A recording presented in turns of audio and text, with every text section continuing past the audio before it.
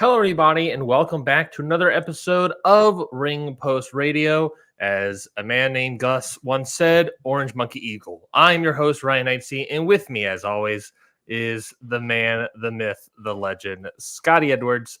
Scotty, how are you doing today? I'm tired.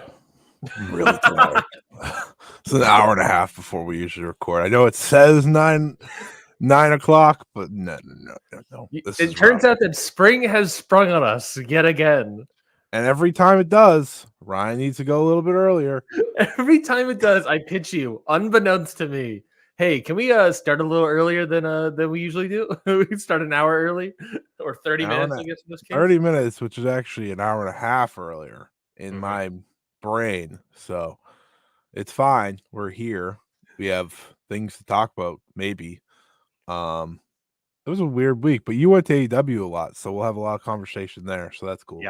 Yeah. I went to literally every moment of television that AEW has in the upcoming week, including past week, and I guess some of Saturday the upcoming week. Some of the upcoming week.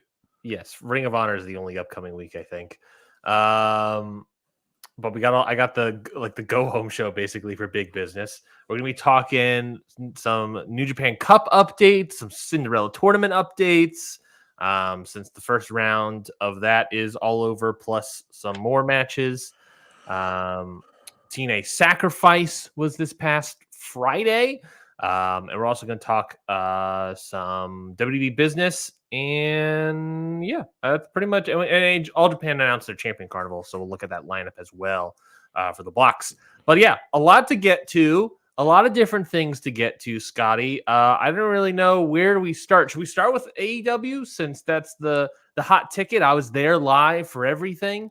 I feel like there's maybe no more interesting news point than maybe the biggest point that Kazuchika Okada, formerly now a part of AEW, and not just a part of the AEW, but quote unquote turn heel, and is aligned himself with the elite. So Kazuchika Okada AEW. Plus, we got a bunch of other nonsense. We got Will Ospreay and Bryan Danielson coming out as the first match announced for AEW Dynasty. And we got a bunch of matches out of this past week of television to set up for Big Business. So, what are your thoughts? What do you think of AEW this week? What do you think of all their interesting stuff that they have set up for you in Boston for Big Business?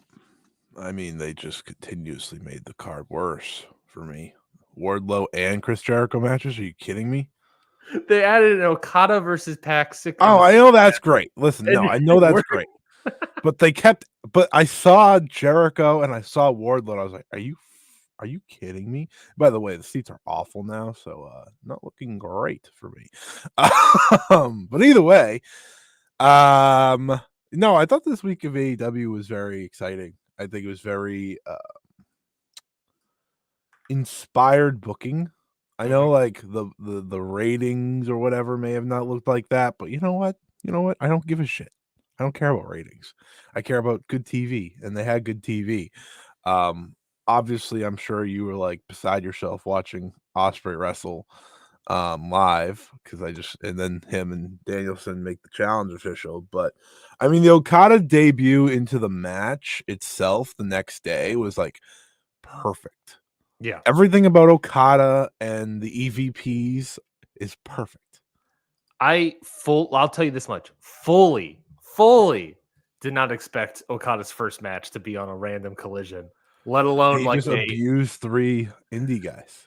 I tweeted out, I was like, I watched an Okada singles match. It's basically what happened on Saturday, or I guess Friday, whatever, Thursday for me. Yeah, that was I bought the tickets originally for Dynamite the moment I saw Will Ospreay versus Kyle Fletcher, because as you know, I love Will Ospreay and I love Kyle Fletcher, which is basically just the next version of Will Ospreay. And I was like, oh, I'm gonna go see that. And obviously, look, Kyle Fletcher's not anything. If you've been following his career in like New Japan or Rev Pro and stuff, then he's something. But in AEW, he's not really anything. So that might explain like the lower ratings and whatnot, and lower tickets and all that stuff. Because speaking of lower tickets, I mean, there's also part of it is that like Last year when they were in Duluth, they did a back-to-back taping of Dynamite and Collision in the same building, same night, and it did 2,000 more people, 2,000 more tickets sold. Which I was thinking about. I was like, look, that's bad. 3,000 tickets sold coming back a year later is bad. But then I also sat there being like, yeah, but I'm coming here for the next day for Collision. And how many other people are coming? Even if that's, that's half, right? If it's 1,500 Yeah.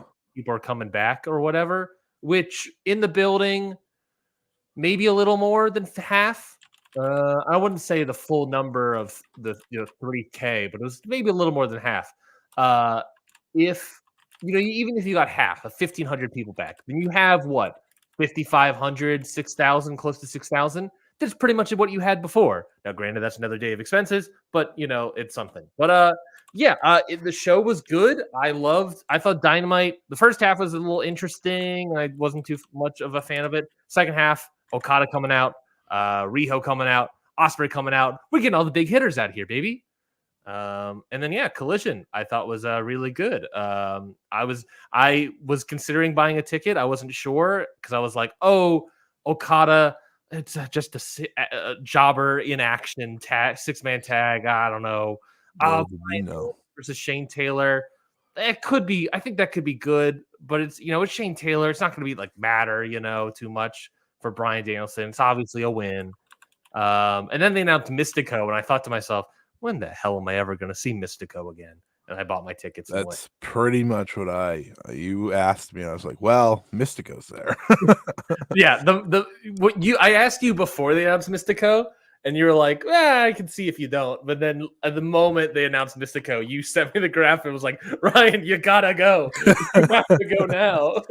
Because how many times you go see Mystico ever again? Probably zero. That's what that's part of it is that like I was sitting there being like, Okada, he just joined the company. He'll be here for the next couple of years. Yeah, obviously, I'll probably see him again. Danielson was sort of like, considering he has 2 shows and 2 matches. Yeah, I think I think you can bet on him being in a bigger match sometime down the line. Have to think so. Danielson, I thought he's winding down his full-time career. I might not be able to see him again. Maybe I should go. I'm unsure. Also, Teton was already announced, and it was against Chris Jericho, but it was Teton, and I like Teton. And I was sort of like, I was on the fence. I wasn't sure. Back-to-back tapings is a lot. But then they announced Mystico, and I was like, I'm never seeing Mystico ever again in this company. There's no way I have to go see this. That is how everyone should think. The only chance I'll see Mystico is if I go to Mexico. Well, and that's not happening anytime soon for me. Arena Mexico, to be exact. Yeah, that's fair. I'm not talking about going to Guadalajara or some random city in Mexico. I guess I could. So since we don't talk about AEW weekly, I think we could kind of look at big picture stuff. Obviously, I know you went to both shows, but big business picture. Go on. Big business picture stuff doesn't work as we can just talk about the big business of AEW right now. Besides Mercedes Moné, obviously debuting next week, and there's not really much more to talk about in that respect. We've done as much as we can. They're obviously loading up the show, and they're really hoping for a massive ratings number. I don't know why they don't just say more. Like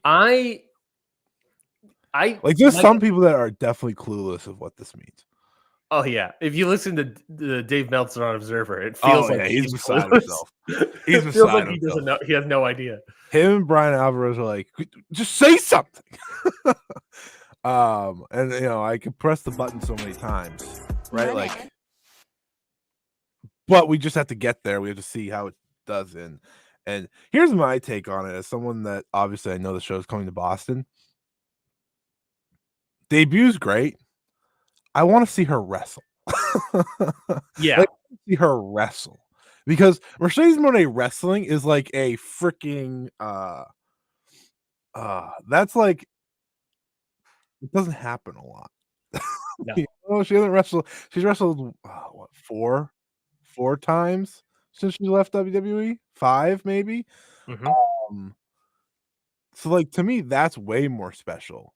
And essentially that brings us to AEW Dynasty, which is quickly looking like one of the biggest AEW shows ever.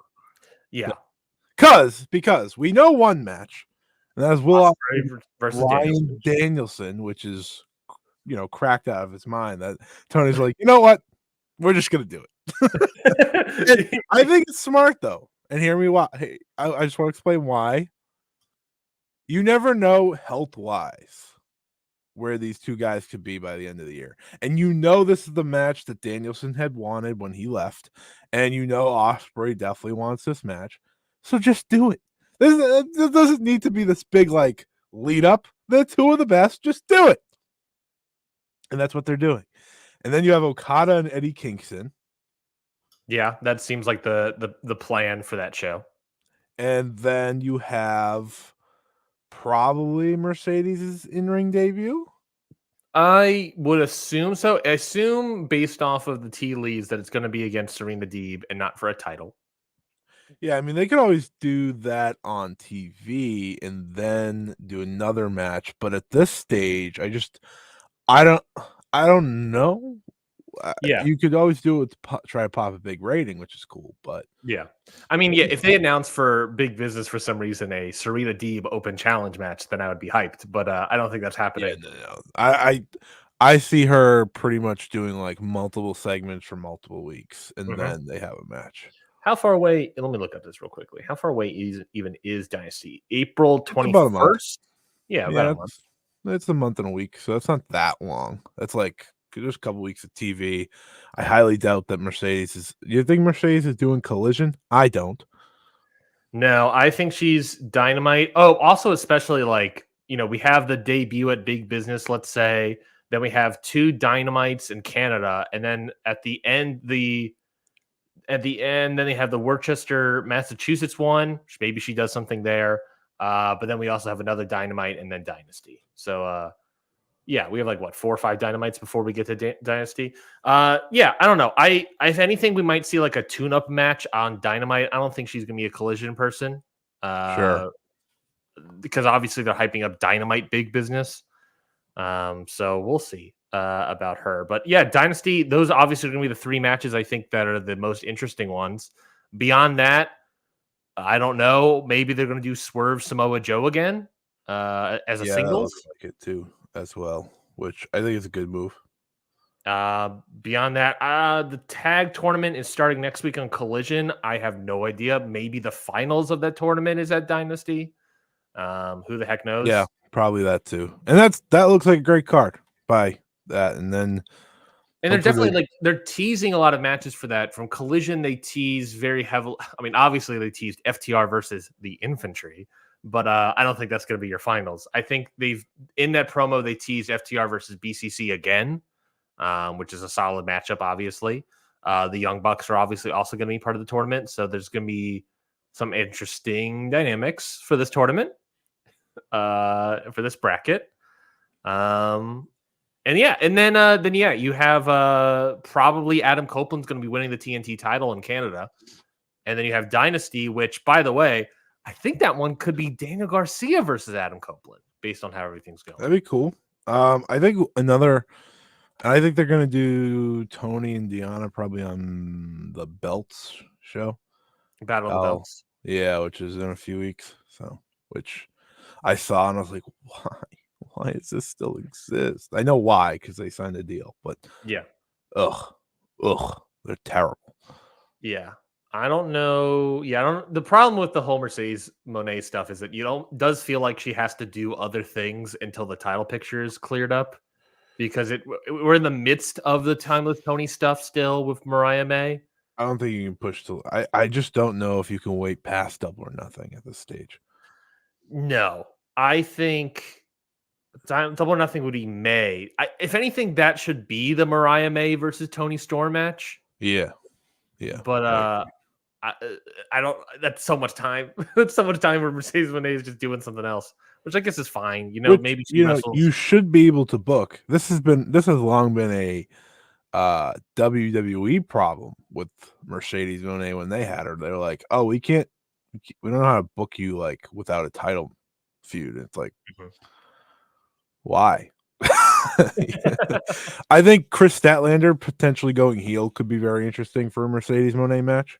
I think that's the plan. Honestly, Yeah. I think that's the plan. I when I look at the Mercedes Moné stuff and also the Chris Statlander Willow stuff, I part of me feels like that could be Mercedes involving as well. Yeah, Yeah. because I looked originally when it was just a tag team, I thought of it looked like, oh, maybe Mercedes tries to double down and do the women's tag titles in AEW, to do her legacy again in AEW.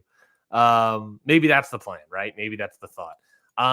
That's what I thought could be happening. But now that they're turning heel, I think it could be easily Chris Statlander, and then she like teams of Willow against Chris Statlander, maybe like a Serena Deeb, and that, and just sort of spin it off that way. Since obviously her and Willow have a connection over the strong title.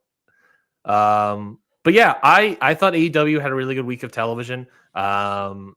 Big Business is shaping up to be a massive show, and yeah, when you got Okada, you got Ospreay, you got Danielson, you got Monet. You got a billion other people who are really good. The Young Bucks are doing great work right now. I'm really enjoying what they're doing on the promo.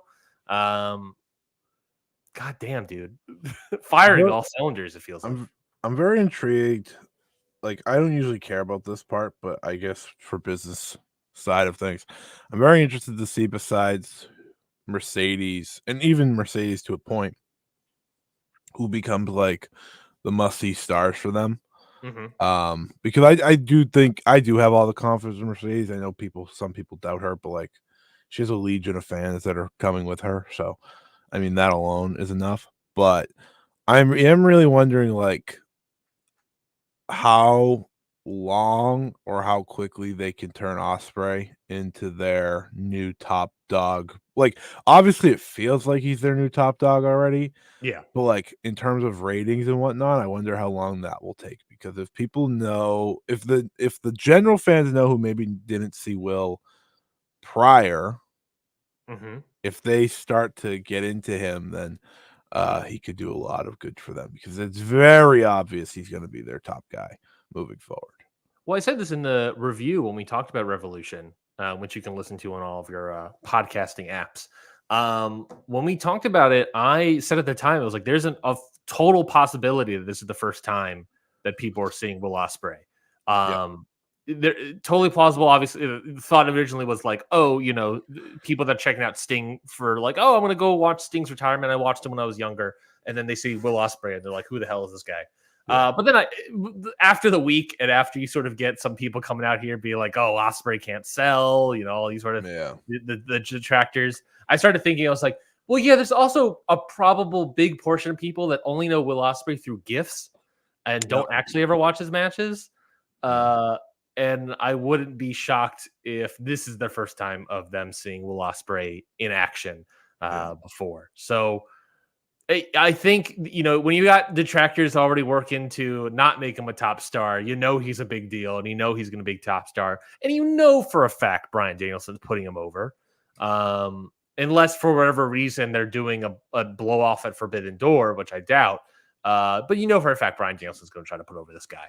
I think Bryan Danielson has a problem, and it's putting over too many people. I decided he's on his way, quote unquote, out. But like, man, stop. Just win. This guy, oh my god, it's just like, it's crazy to me how many people he's willing to lose to. He hasn't. When's the last time he won a big match? He's lost to Okada, Sabre, and Eddie in a row. This year, he's losing all his matches. I was going to say like maybe Continental Classic and stuff, but he even lost the finals of that semifinal. Even get to the semifinals. Yes, you're right. Damn, Danielson. Win the match, bud, please. He loses to Eddie Kingston twice. He's definitely not beating Will. No, he's not beating Will. Unless they want to do more than one match, but I doubt it. They're gonna do a Sabre 2 or Sabre 3, I guess. He'll probably lose that one too. Probably either at Wembley or Forbidden Door. He's gonna lose that one. He beat Hechicero. Good. There we go. Good job. he is probably gonna. They're probably gonna lose. He's He's probably gonna lose in CMLL in a week. probably gonna be like, Blue Panther, please pin me. The young upstart Blue Panther needs to get put over by Bryan Danielson. He's getting La Mystica. Duh. Yeah. That's so funny. I don't really care because like Danielson's having an incredible year, but yeah, at the end of the day, these are all great matches, so it's just like I don't care as much. I'm still getting great wrestling, but yeah, this guy just can't stop putting people over. He has so much credibility that he's like the guys, complete opposite of Chris Jericho. Chris What are you Jericho talking sees a about? young guy. He's like, "Oh, let me take from him. Let me take his shine away." Danielson. Did you watch Tony Collision last Khan's? night? I only watched the Okada stuff so far. Okay. I don't know if it got edited out, but there was like one or two times where like there was really like botched stuff in the Teton Chris Jericho match. Yeah. Watching it live, like Teton throws Chris Jericho in like the steel steps, and it's so awkward and so poorly bad. And there's a moment where I think Chris Jericho almost forgets to kick out at 3, and Teton almost won the match. And maybe it was just at 2.99999, but it didn't feel like that. It felt like it felt like Aubrey hit the mat and she was like, no, never mind. It felt like one of those moments. But yeah, anyways. Chris Jericho is an interesting topic because I understand that there's the whole negativity to him and all that nonsense. True or otherwise. But it does feel like there is no position for him right now in this company. Like when you bring in Okada and Ospreay and all these guys, it's just like, man, Chris Jericho, I don't want to say he feels like a relic in AEW, but he's getting that direction. You know what I mean? It feels like he's like, oh yeah, he's obviously down card where he was, but he just is like, man, he just doesn't matter that much to AEW right now. Yeah. Yeah, he just drags down everything when he's on my television. You're not excited to see him take on Khan and Toa Leona? I literally saw that match and I was like, they ruined the show. Like, why is it even on the show? It doesn't need to be there. There's already like 4 matches. I don't think they haven't even announced a women's match for AEW. I wonder why. They have Riho and Willow. Oh yeah. They have 3 good matches. They have Wardlow and they have Chris Jericho. They definitely have 3 good matches. Wardlow, Samoa Joe. I don't know. Chris Jericho. I showed you that cage match already, bud. A Hook, Khan, and Toa Leona. No. That's 75% of a good match. No. That's something. But that other 25% is really like Steiner math, and it's actually like 77%. Oh man. It should be a good show. I mean, even then, you have 3 matches and a world title match plus Monet. It should be a good show. I think it should be a fun show. Fucking Wardlow. It's a world title match. I'm still gonna be excited. It's Samoa Joe wrestling. I'm still gonna be excited. I watched Samoa Joe bully Max Caster in his AEW debut. That was pretty sick. That was awesome. Any other thoughts on AEW this past week or big business coming up? Nope. Perfect. We'll move right along. Sorry, I got a text message from my wife from Home Depot. I don't think that was that deep of a response. I said nope. Let's talk about let's talk about what do you want? Let's do New Japan Cup. Let's do New Japan Cup real quick. I have not seen this morning's matches, which is the last first round grouping of matches. I've heard great things about the Yoda Jeff Cobb match, which makes me very excited to watch. But what have you thought? I don't know if I assume you haven't seen today's matches for New Japan Cup. Buddy, you're lucky I'm even here right now. What have you thought of the New Japan Cup as a whole? And I'll throw in the 56th anniversary main event of Naito versus Sho in this group. What have you been thinking? Have you been enjoying the Cup? Do you enjoy the main event, or is it all as classic Ring Post Radio vernacular, stinky poo poo right now. New Japan's not good. New Japan is not good right now. I don't even.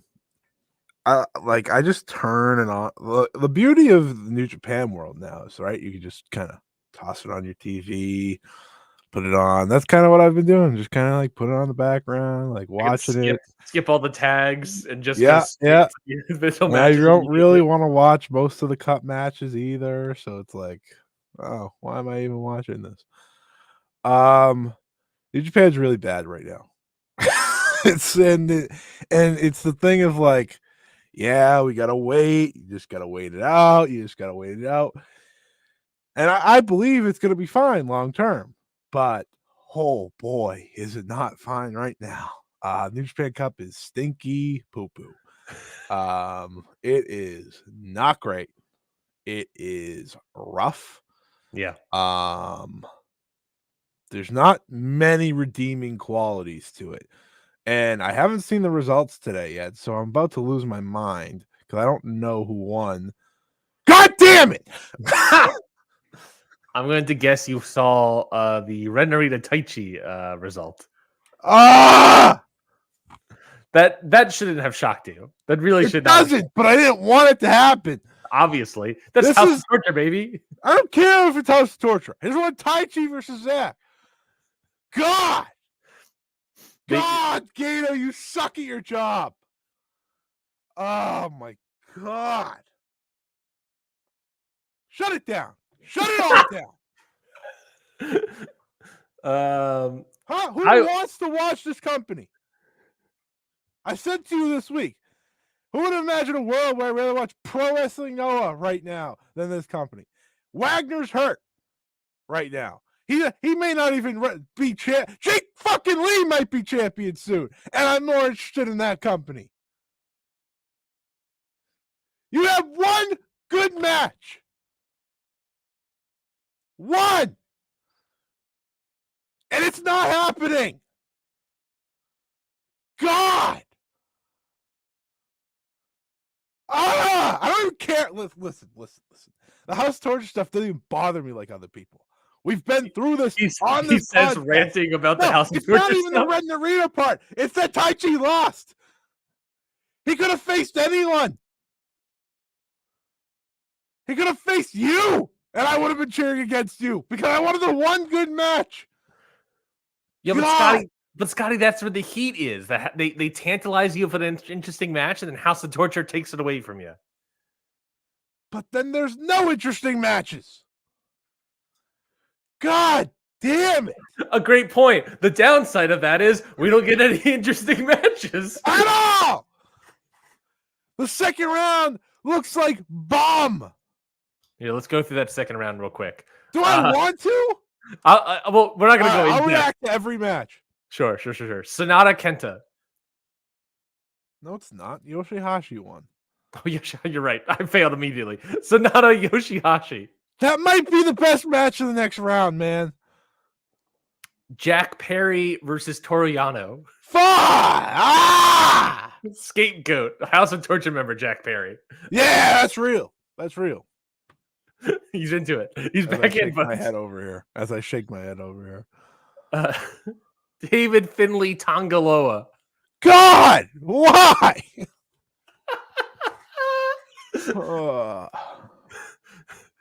Strap in, folks. Chase Owens versus Hiroki Goto. Yeah, no freaking chance in hell I watched that match, buddy. that entire side is like. I saw some. Listen, no. I saw some people trying to sell like, oh, Chase Owens and Ishii was pretty good. Fuck you. No, it was pretty good. I'll be honest. Listen. It was better than I expected. I'll say that. Listen, no. What is this face? No, I'm not watching. I'm watching Chase Owens be one of the final 8 on his side of the bracket. No. You want to see Elite 8 member Chase Owens? Okada leaving made the right choice. 2 billion yen or dog shit. Hikuleo versus Evil. That's not great. Gabe Kidd versus Shingo Takagi. Should be good. Interesting. Should be good. That's I'm fine with that. That's interesting. Man, I feel like that was a RevPro match that got announced a couple weeks ago. All of a sudden that works out, huh? Interesting that match got canceled. Now Gabe Kidd a week later can wrestle or whatever. Said you got to see Trent Seven. I know you're a big fan of that. Of course. All the All Japan Noah finishers that they did. Yeah. Between a Dragon Gate guy and a Trent Seven. The results from today, I guess spoilers if you don't want to hear. Ren Narita versus Zack Sabre Jr. There's so much House of Torture in this tournament. I told you. Evil's right there. Ren Narita got the win. But Shota Umino, Yuya. Who cares about Yuya? Yuya stinks. Yota Tsuji also got the win over Jeff Cobb. Spoilers. And that's going to be Yota Tsuji versus the winner, El Phantasmo. Oh, brother. It's not. That one's a weird one. I don't think that one's bad. It's just going to be not. I'm not too into it. What is the match you're most excited about in round 2 of the New Japan? Great. An interesting point. Because I know what mine is. I mean, honestly, probably Shingo Gabe Kidd. Mine's Jack Perry and Toriano. It's probably going to be the shortest match. That means you have to sit through it the least. Yep. And for some reason, I'm oddly interested in Jack Perry having to wrestle Toriano. Well, let's talk about that. Jack Perry turns not really heel. He was already a heel, but joins House of Torture. He's now the scapegoat House of Torture member, Jack Perry. What are your thoughts on Jack Perry becoming a House of Torture member and joining House of Torture invasion of New Japan Cup and the New Japan booking? Can you feel it, Ryan? Can you feel it? Knocking on the door of AEW right now is House of Torture. Oh, I know people are scared, but there's this wonderful pay-per-view called Forbidden Door where it becomes inevitable that House of Torture raids because they have no choice at this point because that is the top dogs of this company now. For that alone, I am entertained because AEW fans are going to be angry. People, especially you, Scotty, were upset in my New Japan Cup prediction of Evil winning the cup. Well, right? To be fair, you made all the right points, all reasonable points. It's somehow one of the biggest matches they have. Yeah. I weirdly fully agree. Now, I'll tell you this much. Naito gets past that, and then it's him versus Moxley and Windy City Riot. And who has also been announced for that show that can maybe make things worse in the main event? The scapegoat! The scapegoat, Jack Perry. Ren Narita, I think, is also announced. and then maybe Dominion is Jack Perry versus Naito. Maybe Forbidden Doors, House of Torture versus BCC. So that Bryan Danielson can finally put over Evil like he's always wanted to. We're not okay. It's things are dire. Things are dire. I'm interested in the Jack Perry House of Torture stuff. It's been working. I think I see people. Did you just hear yourself? Time out. It's been working for Jack Perry. I understand that, but people need to know the history of Ring Post Radio. Ryan hates Jack Perry. Ryan hates Jack Perry. If there's a wrestler that Ryan couldn't believe in less, it was Jungle Boy. No, I'm gonna believe it. Yes, sorry, you're right. Believe in less is fair. I never hated him. I didn't say you hated him. You just couldn't believe in him. Jungle Boy Jack Perry. Ryan did not like this man. No. And he was like, I just don't see it. I just don't see it. Continuously. And now here he is. Mm-hmm. and he's saying, "I'm interested in Jack Perry because he's in House of Torture." That's essentially what Ryan's saying. So all I'm saying is, Right, it's correct. I do think that I am interested in Jack Perry because he's also torture. God, how the mighty have fallen. Yeah, the mighty were your takes on Jack Perry. Uh, You thought you were right all along, and now you're like, oh wait, hold on. Turns out the mighty does kneel. He put on that House of Torture shirt, and you're like, whoa, hold on. It fits pretty good. oh, damn. All right. Well, I think this is the first time he's actually had a character in his entire career. So, and I think that's what makes me interested in him is that it's something about him that intrigues me. I like the beard. It's so big. It's so big and bushy. I didn't think him and Shota was bad, by the way. No, I don't think it was either. You know, the House of Torture stuff at the end was obviously like its own thing, but the match itself, I think, was good. I also thought Naito in the show for what it was good enough. Yeah, the problem is with obviously New Japan is that with all the House of Torture stuff, all of our responses are for what it was a good match. You know, show to Jack Perry for what it was a good match. Evil versus Hikuleo for what it was, probably not a good match. I wouldn't be shocked if I watch Ren Narita and Taichi after this episode and say for what it was a good match. Man, get into it. if I could ask for anything, I just want a better Taichi run. Yeah. Dick to dick action, baby. That's what the Dick Togo move is, right? Is that what it's called? Dick to dick combat? Something. Shut up. Thank you for the comment. I know everyone's obviously big fans of Evil. If you're listening to this show, you got to know that we're obviously massive fans of Evil.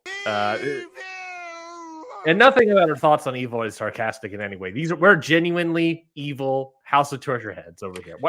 We're wrapped in purple. It's in the thing. Yep. You know what's funny? I always bring this up.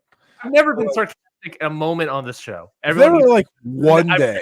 I'm not a sarcastic guy, not a sarcastic bone in my body. Never been sarcastic. Do I hear a hot take? This might be a hot take. And by hot, you mean House of Torture, correct? Yes.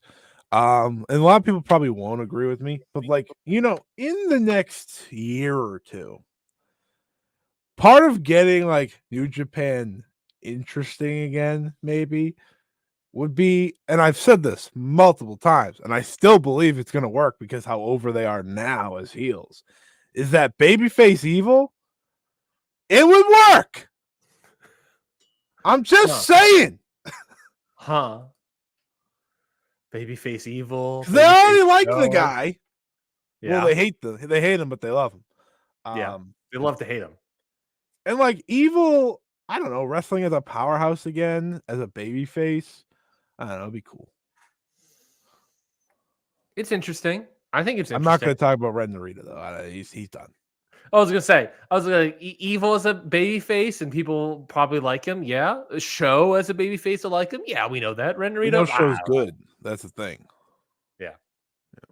I've seen Evil have good matches before. Well, actually, I've seen Evil have good matches at House of Torture. Technically, you know, Ryan's favorite match of all time is Evil versus Tama Tonga.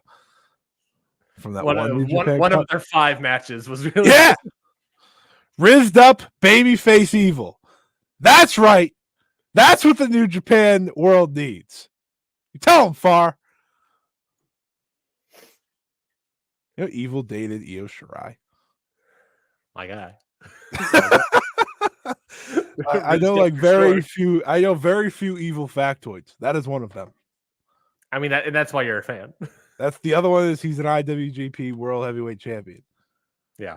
And soon to be the next IWGP World Heavyweight Champion. New Japan Cup obviously continues this week for all the round 2 matches. I think it's only round 2 matches this week. They have like 3 straight days of action. There's no way it's just round 2. 11, 12, 13, and 15 are all the round 2 matches, which are Monday, Tuesday, Wednesday, and Friday. By the time you record next, the next round will be over too. Yeah. By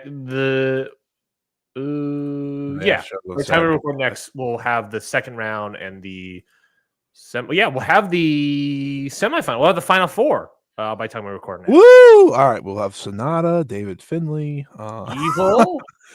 Sorry, Shingo. Evil. I think Shingo wins. The whole thing? No, I still have David Finlay just because I know how much you love him. Mm-hmm. Is David Finlay your new Jungle Boy? No, because you liked David Finlay once. Yeah, I liked David Finlay once. I think no, because part of my disdain towards Jungle Boy was I said that he was overrated in the sense that like he's too.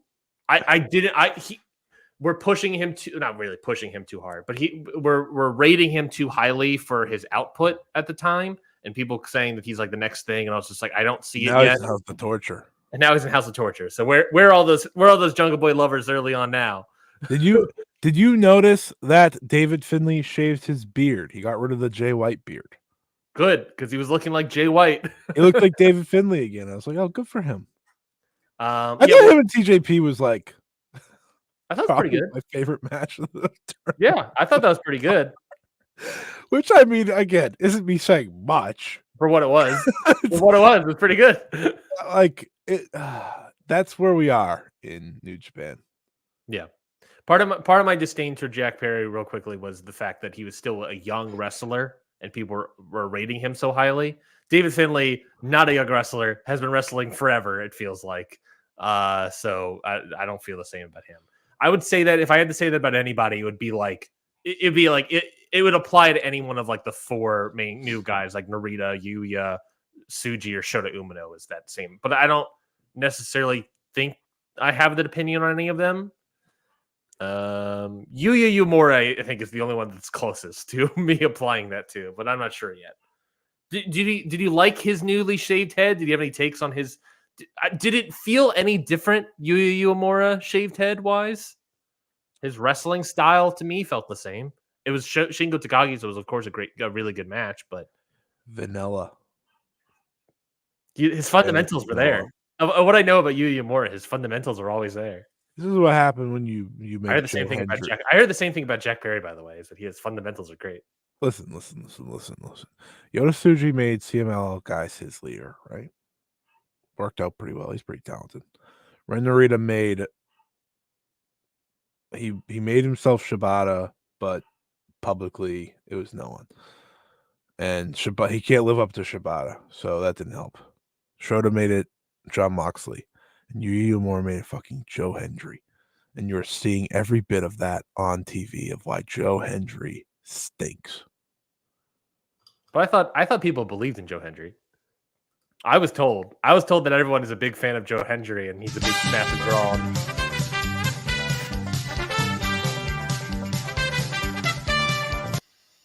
You're right. We should move on. Before we get to the Cinderella tournament, I'm just going to break it up a little bit. Let's talk about the All Japan Champion Carnival was announced. From the April 18th is the first round happening in Korakuen Hall. A block: Shotaro Ashino, Kenta Miyahara, Yuma Aoyagi, Hokuto Omori, Ren Ayabe making his first appearance. Kuryoshio, Tokyo, Japan, and Cyrus are all in the A block. B block: Suwama, Jun Saito, Yuma Anzai, Hideki Suzuki, Hartley Jackson, Ryuki Honda, and first appearance from Lord Crew, which is like a Ohio indie guy in America, making his first appearance in All Japan. What do you think about these blocks, Block A and Block B? The WWE relationship worked out really well, huh? Yeah, where's the NXT guys in this tournament? Where's Charlie Dempsey? Yeah, where's Charlie Dempsey? Why am I not seeing Who's the most random NXT? I just want to answer this real quick. David Finlay versus Jack Perry would be the most entertaining thing of all time, strictly for Twitter. Like, I might just want that for Twitter. If Jack Perry beats Sonata, this tournament for some reason is more interesting. Is that a bad take? It's more interesting because to me it's House of Torture versus Bullet Club. War Dogs. It's Bullet Club versus Bullet Club, which is something they've avoided. That's why I don't think it's gonna happen. But it'd be interesting on that alone. Because then at the end of the day, it will probably be that winner versus Evil. The only dog that is my dog for real in pro wrestling, Braun Breaker. Yeah, why isn't Braun Breaker? Let's get Braun Breaker into All Japan.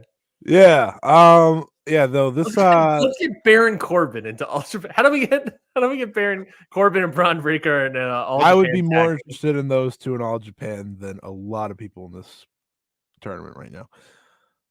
Why aren't we sending Idris Enofe to All Japan? They should have put Bolton Oleg in the Champion Carnival. That's a smart idea. Trying to pitch this guy to All Japan for his excursion.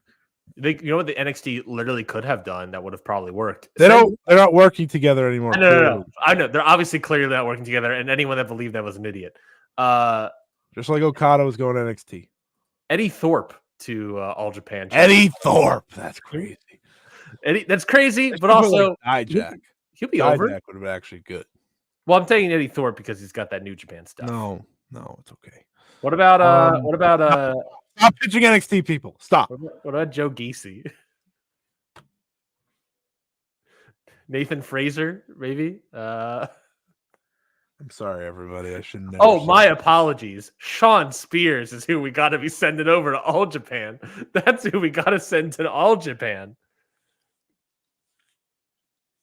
People look at this and they're like, yeah, let's send over Braun Breaker. Let's send over all the big stars. They're not going to do that. They'll send over guys that didn't matter yet, like Charlie Dempsey.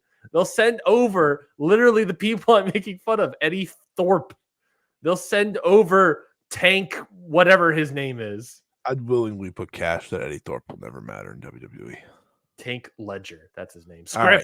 Send over Scripts. All right. Get back to the bracket or the lineup itself. Put out the mud in the tag league. All Japan Champion Carnival bracket. They're not great. I mean, they're not. They're as expected, which is a shame. Yeah. No Nakajima, which people were quick to notice. In the Champion Carnival, which is, he is champion, so it's fine, and it's also not fine. Sometimes the champion's obviously in the Champion Carnival. If he's not, I'm not offended, but it is a thing, I guess. A block, I mean, Shitaro Shino, Kenta Miyahara, Yuma Aoyagi, that all interests me a lot. Hokuto Omori, Ren Ayabe, I'm a little interested in, but like Cyrus, Tokyo Japan, nah, I'm good. I'm good, my guy. Cyrus had a good match with Kento last year. Okay. But Jiro. Yeah, I'm not an Ikemen Jiro guy. I'm sorry, guys. Sorry. Oh, maybe that's the NXT. Maybe that's the NXT connection. Ikemen Jiro's in here. There you go. No, he stinks. Yeah, we're gonna get a Kenta Miyahara versus Yuma Aoyagi match. So that, I mean, I'm into that at least. That's a win. Yeah, that's a dub. In a world of L's. B block. I mean, I look at this. I look at B block, and I look at it. What do we got? Interesting matches for Yuma Anzai. That's what I see when I look at B block. Yuma Anzai, Hideki Suzuki. It's interesting. It's fine. Yuma Anzai versus Suwama. Yeah, it's interesting. It's fine. That's a good one. Those two had a good match a while ago. Hideki Suzuki versus Suwama is also a match that obviously would be interesting. Anything Hideki Suzuki. I think that's completely fair. I say it's only interesting because there is a story associated with that match. Yep. I'm interested, as someone had seen Lord Crew before, to see how he does. He's pretty decent for an indie guy. Hideki Suzuki went to the finals of the N1 2 years ago. Yeah, the funny part about this is Hideki Suzuki and how much this doesn't work for me, brother. Is Hideki Suzuki going to be doing in Champion Carnival? Too much. I think this tournament's down to probably Suwama and Kento at the end of the day. I think that's totally plausible. Yuman's, I think, is an outside shot, but those are but probably Nakajima's last two challenges, if I had to guess. Is yeah, Suwama and Kento. it would make sense for Suwama to like beat Anzai or something like the finals of Block B or whatever, you know? Yeah, It's yeah. like a weird gatekeeper of Yuma Anzai. No, there's someone else good in there, is there not? In Block B, Yeah, Ryuka Honda is in here as yeah, well. Honda's pretty good. Jun Saito is also in, and no, I don't know. I don't know about that one. Yeah, I don't know. It's not good, and it's very apparent. Of All Japan had a great start this year, and then they had like two major injuries: Rei Saito and what's his face? I forget his name. Did the other guy get injured? Anyways, but they also lost 1 billion people for various reasons, and a bunch of people left the company. So it like you look at this, and it's like, oh yeah, they had a great start this year, and we were hoping for a better Champion Carnival. But you forget that like a lot of people injured, a lot of people left. This roster is thin; it's very thin, It is. and you have like 3 or 4 people in each block that are interesting, and then beyond that, it's like I don't know about this one. So it's tough. It's a tough tournament. To be sure. It's tough in Japan right now, folks. It's tough in Japan. Gotta say, very tough in Japan. I do want to say though that they got some stuff brewing in All Japan. They got Rising Hayato, new junior As champion. champ, which is nice. It's just everything's kind of rough. Everything's kind of rough. Speaking about Japan, let's stick around. Let's talk about Cinderella tournament. Stardom Cinderella tournament took place. Talk about something that's not rough, buddy. Yeah, sure. People leaving at the end of March doesn't matter. Doesn't matter. I was going to say that you've probably talked about Cinderella tournament to death already. Well, not the new version. Oh yeah, I guess this morning. This morning matches. Past 2 days, buddy. I'll go quickly through night 1. And you can give any thoughts. I've watched half of night 1 so far. I didn't finish it yet. Got a load of this guy. First round match. Starlight Kid defeats Yuzuki. Sayaka Karara. I can't even say it. Defeats Natsuka Tora by DQ because Tora I think did a missed is what the DQ was. Yeah, we don't in Stardom we disqualify our heels. Perfect. We don't just watch them do things like in New Japan. Yeah, maybe that's the issue. Booking. Really, maybe that's the issue in New Japan is that they need to fire Red Shoes and they need to get a whole new referees. They need to learn how to disqualify someone. Yuna Mizumori defeats Lady C. Zaina defeats Momokogo. A lot of these matches are sub 5 minutes. Miyu Amasaki defeats Rana Yagami. This is Stardom Cinderella tournament. Of course, they're all 5 minutes, Ryan. Ruaka defeats Koguma in an upset for you for sure. But not also not Ruaka working like House of Torture over here, taking away a match that you were interested in. Saida defeats Saki Kashima. Hanan defeats Hanako. And then, of course, we got that preview 6-man tag with Julia, Konami, and Shuri defeat Oedo Tai and Stephanie Valcaire. Tag team match. Suri and Shira Hashimoto get the win over the returning Natsupoi and Sayori Inu. And then the 3-way tag match in the main event. Any matches from here that you're really loving? Yeah, well, I thought the Cinderella this year through 2 shows is like very much recapturing the quality of what it's supposed to be rather than the past couple of years where it's just been like over the top rope, double elimination, over the top rope. Like these were just quick, solid matches between the younger talent that worked better. The 2 standout matches from the opening night in the tournament itself were probably Kid and Yuzuki as well as Hanan and Hanako. So if anyone wants to watch 2 quicker matches, I thought those were both pretty solid. Mm-hmm. But like truly not teasing the over the top rope every single minute of every single match just makes everything better. And I think the only over the top rope finish was the Kagama Ruaka. Yeah. It was only one, which was good. And you just need to watch the Natsupoi match. The tag. You just gotta watch it. Natsupoi is incredible. That she missed multiple months. She's incredible. She is going to be the new face of Stardom. It's very apparent to me that is where we were going, and it's very apparent to me that should be the move. She is essentially going to be Tam's replacement, and it's been that way since she joined Cosmic Angels. And now that I think being Tam's replacement has even more backing behind it, because of how popular they are and what the new regime focuses on. Yeah. She's just in the driver's seat, and Sari and Hashimoto are amazing. Just unbelievable match. And the main event was very solid too. I think the more interesting stuff out of the main event, though, is the post match match stuff. for sure. So Sari finally made it happen. Walked down to the ring, challenged Mayu Iwatani. I have another reason to retire, everybody. Just letting you know. 2 years in a row, they've given me reasons that I don't need to do this anymore. And this time, I can take the out. I might take the out. Back to back weeks.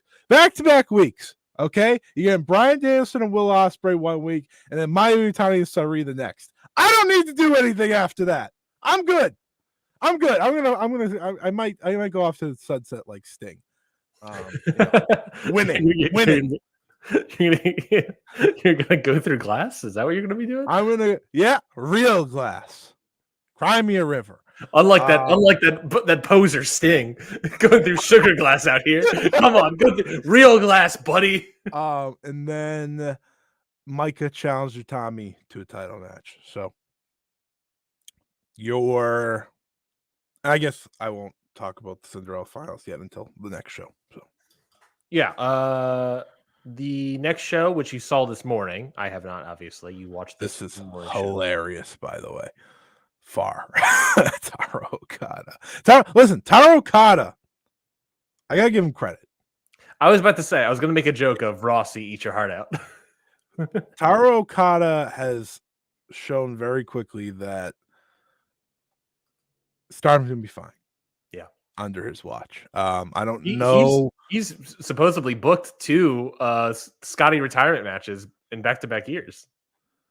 I'm not giving him credit for Mercedes Moné. I'm giving everyone credit. You gotta give Bushiroad credit. You gotta give. But he wasn't working, he wasn't even working as part of Bushiroad Fight at that time. So I'm definitely not giving him credit. But either way, like I think the Sari match was happening either way. Because that made the most sense for Buntai, which is their biggest show of the year. But we're here. He can get the credit. I don't really care who gets the credit. I'm just happy it's happening. And I just think he is doing a really good job. And I'm wondering if he has any, like, I obviously don't know this.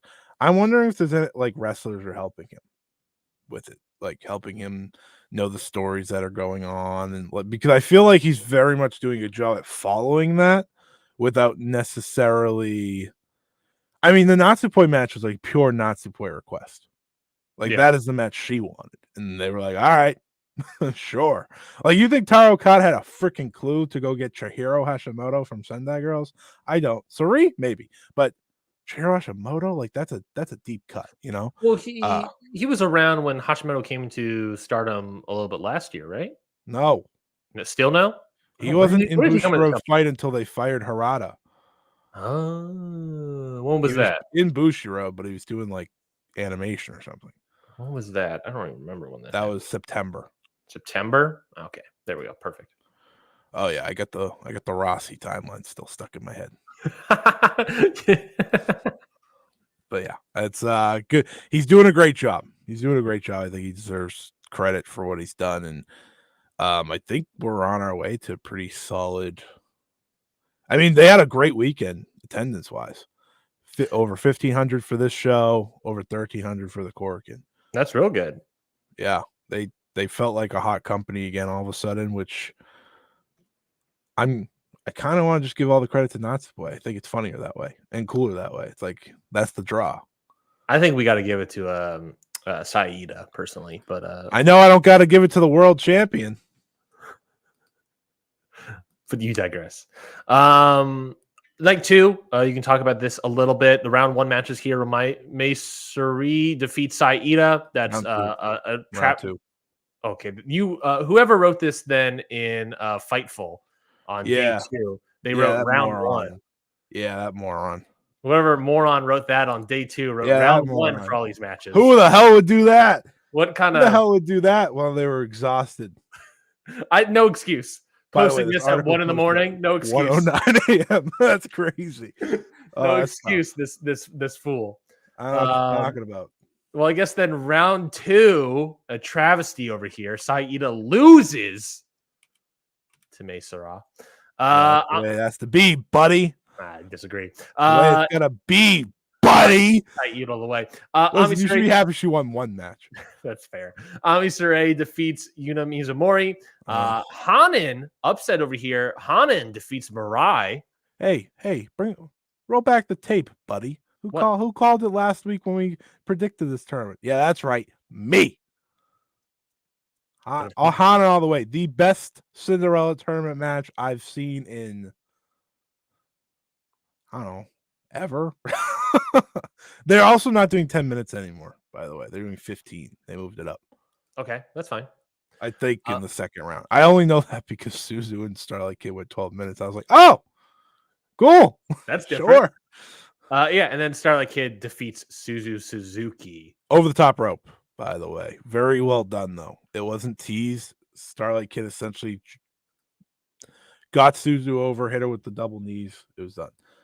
Very solid 2 matches there. If you're looking for anything to watch from this show, it's those 2 matches. There's also the main event, obviously. Stephanie Vaquer defeats Julia to win the new Strong Women's Champion. And then when Julia tries to be a respectful babyface on the way out, instead Stephanie Vaquer says, I don't know what she's doing and I don't care. Oh, here's the belt, and then wallops her in the face. I'm like, yeah, let's go, Stephanie Vaquer. Get this scrub Julia out of this company. Let's go. Okada all the way. Stephanie Vaquer all the way. Get Julia out of here. That's crazy. I can't believe you just called Julia scrub. Stephanie Vaquer rules. Mm-hmm. That's about it. This match was like a fight. Like it wasn't pretty. As it should be. It wasn't. It's not going to go down as like, oh, like there's a match. No, it wasn't supposed to be that way. This was a fight. And the finish was weird because it was just like a roll up. But listen, I don't care. Let's go get this rod out of here. Oh my God. Everyone's turning on these people. By the way, it should be added that Mirai said to Tokyo Sports she doesn't have much time left. Yeah, I'm glad you brought that up because that was going to be my next talking point. The main event was good, and Stephanie Vaquer as champion is the right way to go for that title moving forward. My talking point here was that I was going to bring up was for our non-Stardom listeners, we're fully into this idea of Stardom, but are interested in the idea of the whole Rossi of it all, the Rossi situation. Looking at this, we thought about this. We know that a lot of people's contracts are ending in March. What kind of finishes do we see here in this tournament? Do we sort of see as people potentially leaving? And then Mirai makes that comment of, I don't have much time left. Definitely feels like Mirai is someone that lost to Hanan and put Hanan over and is out of this company by the end of the month, potentially. Yeah, I mean, I don't think she's retiring. So it's like, there's only one other way to go here. But if that's the case, they used her to perfection. Yeah. They're using everyone in interesting ways. But putting over Hanan in this spot, like when she won, it was incredible. Like the crowd lost their minds. And I've been a big Hanan fan for a very long time. So seeing this moment happen, taking down the back-to-back Cinderella winner, that's as big of a win that's going to happen. So I think they're doing it right. If Mirai is leaving, which it, by her comments, sure sounds like it. Yeah. That was the right way to do it. And now they have to get a title off of her. That's fine. That's fine. She's now available for the rest of this tournament to do title match main events or something. Well, they already announced matches. They probably, if I had a guess, will just do it at the Cinderella final. That'd be my guess too. Unless I mean, Ami they have to, Saray's in obviously. it in the final four, which will end me. Um, Can't be having that. yeah, no, it's I think an interesting point to point out of who could be leaving based off of their losses. Obviously, that's something that I think everyone's kind of looking at. Plus, you have Julia losing, you have Mirai losing. I guess you can look. I don't think you look at Suzuki or Starlight Kid as anything. Like it looks like the people that are potentially leaving are leaving on like good match quality, sort of like putting over match type things. Yeah. Mm-hmm. I think I don't remember if it was here as well, but they also announced a World of Stardom title match as well, or maybe they announced it officially. But Micah laid out the challenge to Utami. I forgot to point that out as well. But yeah, it just feels like people are getting putting over that the people that are staying potentially, and hey, look, that's good. I'm fine with that. I'll take that.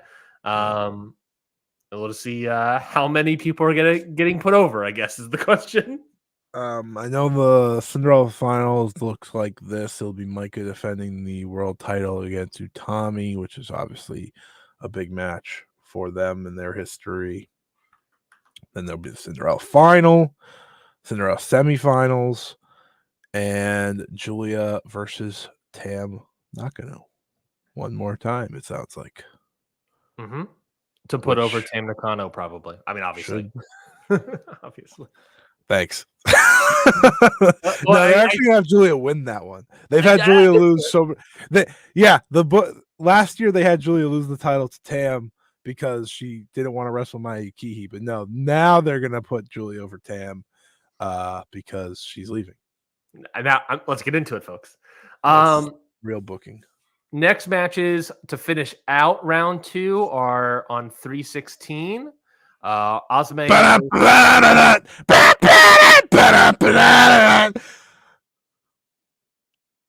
That's a good bit. I appreciate that bit. Osme versus Sayaka Kurara.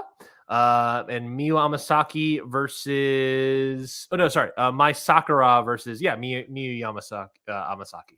Hazuki versus Ruaka. Oh yes, Hazuki versus Ruaka and Waka Tsukiyama versus Xena. Oh, I wonder who's gonna win that match. Then you'll have. Wait, what day is that on? That's on. I believe that's on. Yes, 316. What?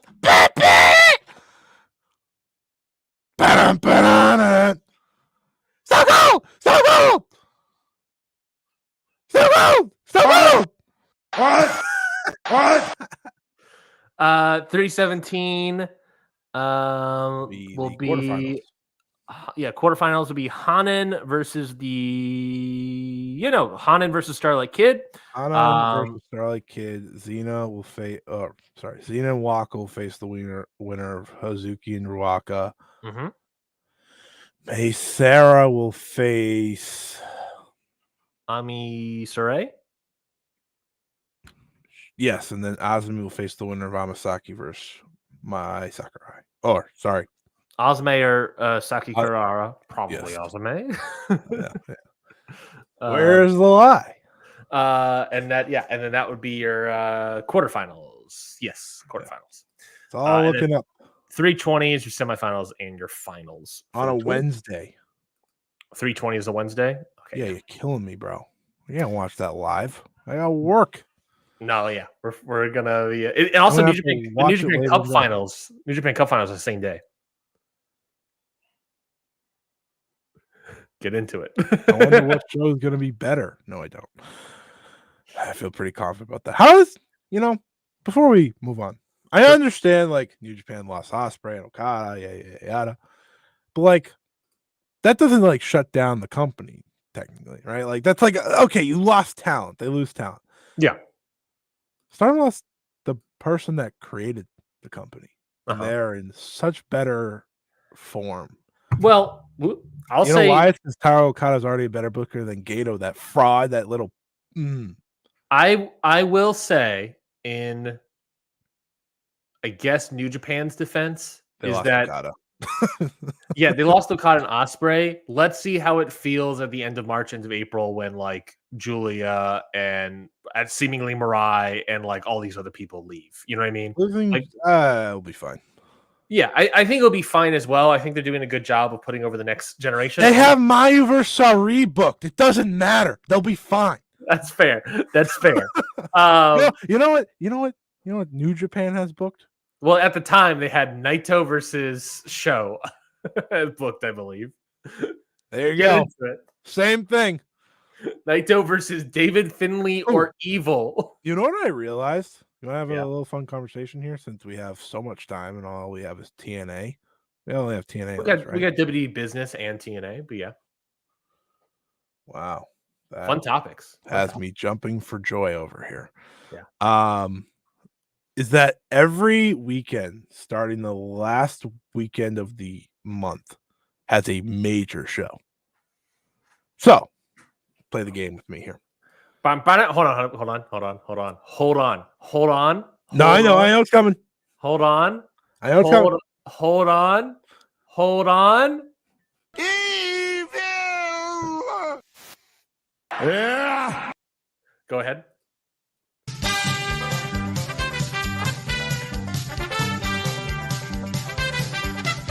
Away from me.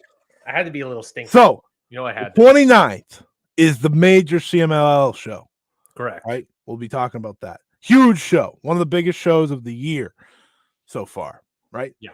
The 30th, we'll have the big All Japan show featuring Nakajima versus Yuma Anzai. Correct. The week after that, you may have heard of it. It's WrestleMania week. Who? Pretty big week, I'd say. The week after that, Windy City Riot. Yeah. The week after that, AEW Dynasty. Yeah. The week after that, All-Star Dream Grand Queendom. The week after that, probably nothing anymore. Well, Backlash is actually the week after that. I will come through the screen and beat the boofy out of you, buddy. I mean, big time show, maybe not. Maybe that's the end of the streak. You ruined the point. May 4th is Backlash. But yeah, but it's WWE, it's quote unquote major show. But yeah, pretty much a major show every single week from here until May 4th. That's my favorite thing about WrestleMania week. To be clear, that I know about from here. Favorite thing about WrestleMania week is Secure Genesis is just happening. Yeah, when is Secure? It's Saturday. The 6th? Yeah. But that's running up against NXT Stand and Deliver. Which one should I watch? That is not running up against NXT Stand and Deliver. I want to do a bit. That would be so late. No, now I'm imagining that. Let's talk about WWE.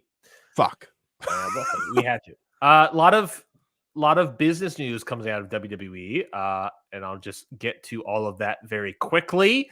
A bunch of different TKO executives had conversations about their business. I don't remember who was it. Was it Mark Shapiro, I believe, was very excited about Raw going to Netflix. And he spoke, and there was a quote here that I really was interested in. TKO COO, Chief Operating Officer Mike Shapiro, you said that the current 5-year deal of NBC Universal to air the PLEs on Peacock is, quote, underpriced. Which is, I think, a fair point for a COO to say of the company. He didn't blame either WWE or NBCU, saying that the, quote, market catches up, but the monthly events are massively performing for Peacock and higher than the expectations NBCU leadership had when they signed the deal. Shapiro stated that there is insatiable demand for the rights when they come up in 2026, and they will look to renew with NBCU, who had been a great partner. So they believe their PLEs are underpriced and that there's insatiable demand for it. WWE's YouTube also reached 100 million YouTube subscribers. Only 10 channels in the existence of YouTube have ever done this. That's fucking insane, by the way. Yeah. T-Series, Mr. B's, Coco Melon, Set India, Kids Diana Show, Like Nasta, Vlad and Nikki. Review Coco Melon. Yeah, we're talking. Let's get the views. Vlad and Nikki, PewDiePie, Z Music Company, and WWE are all. No, that belongs. 100 million subscribers. How did that happen? How are they the 10th? Like, that's crazy. Mm-hmm. Prime Energy is the new official ring not mascot, that's not the word. Ring advertisement for WWE. For the first ever time, WWE is putting ads. This is something we knew Nick Khan and WWE have been wanting to do for a very long time. And Prime Energy is going to be the first one for WrestleMania, kicking off all in PLEs April. moving forward. And on all PLEs moving forward? Is it just PLEs, or do we know if it's going to be all rings? Logan Paul told me it was just PLE rings. You said Logan Paul told you? Logan Paul told me on SmackDown that it's for PLEs. Okay. And I can't remember I can't forget the stupid phrase PLE. So it's going to be PLEs, and then eventually they'll open it up to the television. Eventually, probably. But also, it's just it's just in the center. They have all the advertising space on the corners and the sides. If you watch like TNA, they have like advertisement all over the place. I like advertisements on the rings. New Japan has a ton of them. CMLL Lucha has a ton of them. It's American wrestling, and WWE has never had them, and everyone followed suit, obviously. Yeah. I mean, obviously AEW has. They had DraftKings a few times. The one business news that could be a hiccup, but I think ultimately be fine, was that Fox is going to be airing NCAA college football in September. SmackDown Live would be airing sometimes if there's a college football game on that Friday. SmackDown will be airing at the same time. So SmackDown in September, on some days potentially, will be moving to FS1 if it has the same schedule as college football game on a Friday night.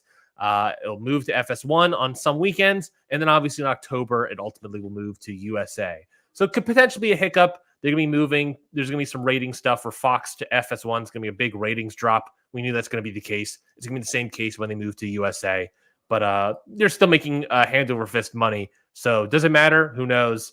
Speaking about making hand over fist money, Vince McMahon, a guy who has allegedly had several. Scotty doesn't want to be here for this part. Vince McMahon, a guy that is being sued. To show you Jake Lee. Sued for alleged sexual misconduct. Sold a bunch of stock. 25% of his TKO stock, made more than $400 million from said sale. What does he need that money for? Interesting. But he has made $400 million from the sale of 25% of the stock he still owns. A lot of stock left. I don't know if this article I'm reading, he still owns roughly 8.3% of the company, and he sold a bunch of stock.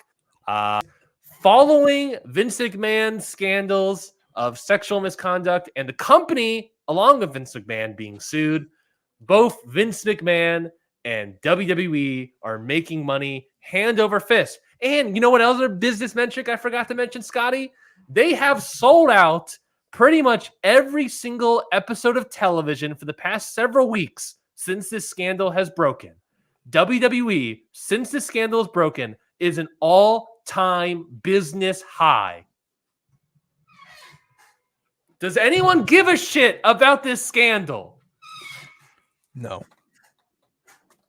There's an argument that the scandal should have happened years ago, and it would have helped them spiral out that spiral out of the line. If it happened years ago, it would be like this company might be gone. As I said to you when this all happened, had they not sold or did the TKO thing, they'd be in a lot hotter water overall. Hotter water is just like a perfect tongue twister, by the way. Boiling water. They'd be in boiling water. Hotter water. Like it would be a lot worse for them. But ultimately, they did what they did because presumably they knew it was coming. And look, they timed it up quite well, right? They knew it was coming, and to benefit from it, they got all those deals together. They're doing records in every which way. They're making money every which way. Far in the chat has a stat for me. They've sold out the last 6 TV tapings. They're in an all-time business high following Vince McMahon's outing for the company. And what does this say? Let's talk about it. What does this say about the WWE fan base? What does this say? That they love The Rock? Number one. That they love Cody. That it's True. WrestleMania season. That's also, to be fair, that's also a heavy 3. And that is what matters to them most. And I will also add something that's been said multiple times from many different people. WWE fans didn't necessarily want a different alternative product. They just wanted a WWE without Vince McMahon, with someone else booking it. And now officially, when they don't have Vince McMahon, admittedly, I wanted that too for a very long time. Sure. That's completely fair. But WWE fans, now that Vince is gone, it is at an all-time business high, and it is super over with that fan base. They no longer have the guilt of Vince McMahon, the albatross of Vince McMahon around their necks. Yep. Despite the company still being sued, by the way. Yep. They are no longer have to be guilty about this, and now they can just enjoy their product and go to the shows and be fans of this product. And it's all-time business metric highs. And they're making a shit ton of money. And so is Vince McMahon. Because if they're making a shit ton of money, Vince McMahon can sell his stock and make, what did I say? $20 million? What did I say? $400 million because of the company being super high with him being gone, quote unquote. Making all this money while he's like years away from croaking. Incredible. Who's he going to give it to? No one in his family likes him. God, what a shame. I mean, I've watched some of the WWE TV. I've watched all the Rock stuff. I don't watch or like Rock Cody stuff. It's crazy they're selling out every show though. Yeah, like it's like if you just like take a step back and just think of like what's happening on these shows, it's just for that because nothing else is happening on these shows. No, it's just The Rock and Cody. Which, by the way, and I guess that's enough. By the way, to be fair, I talked about it. We talked about it before when whatever was happening with this WrestleMania stuff. Doesn't right now The Rock and Cody feel like a hotter match than The Rock and Roman? Oh, sure does.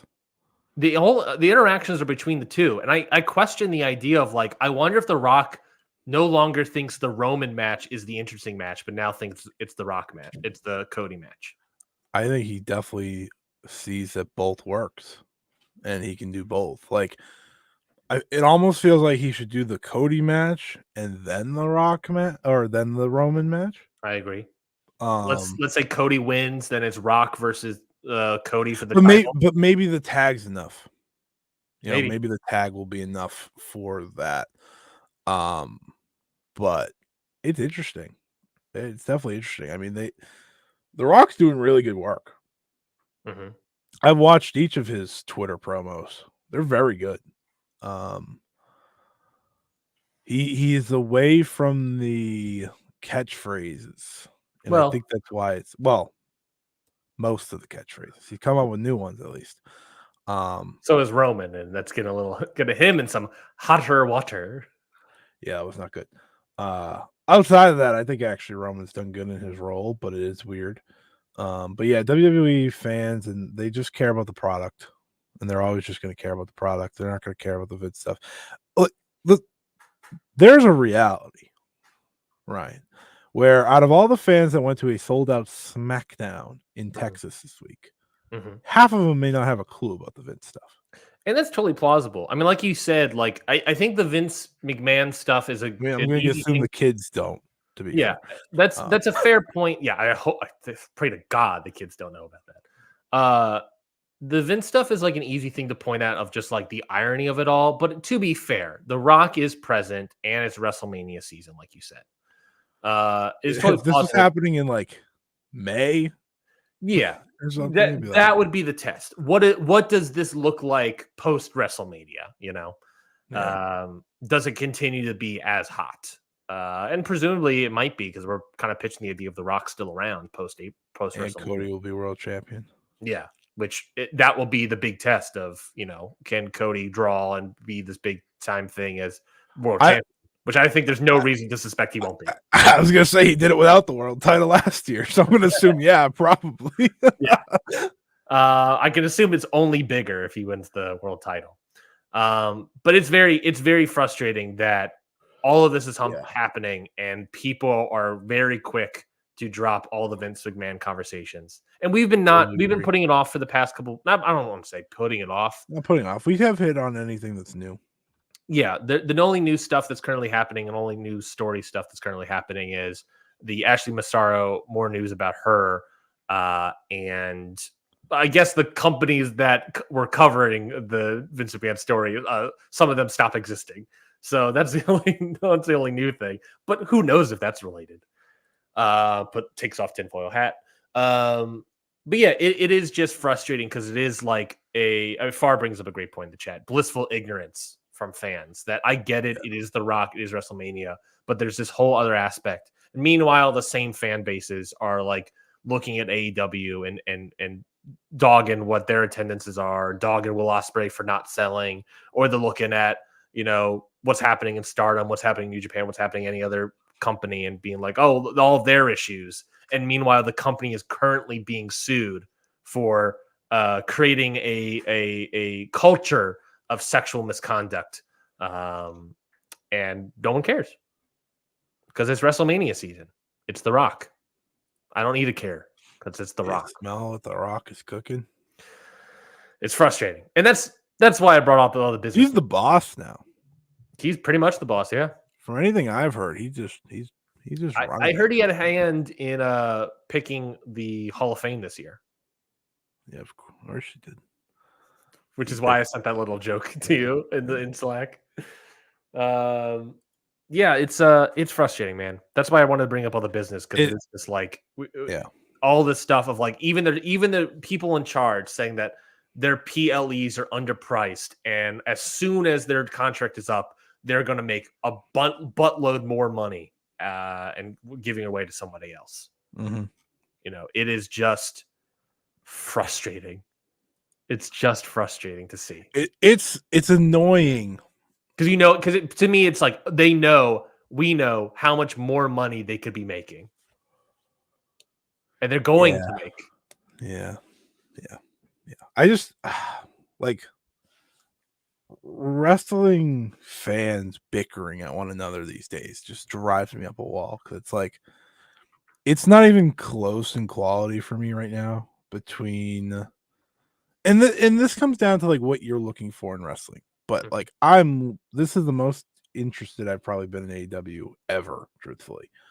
Yeah. Which is probably a hot take just based off 2021 and the original in the beginning, but like this is the most interested I've been. And that works for me. But like I'm not gonna sit and taking the stuff outside of the ring and whatnot out of it and looking at WWE's product. Yeah.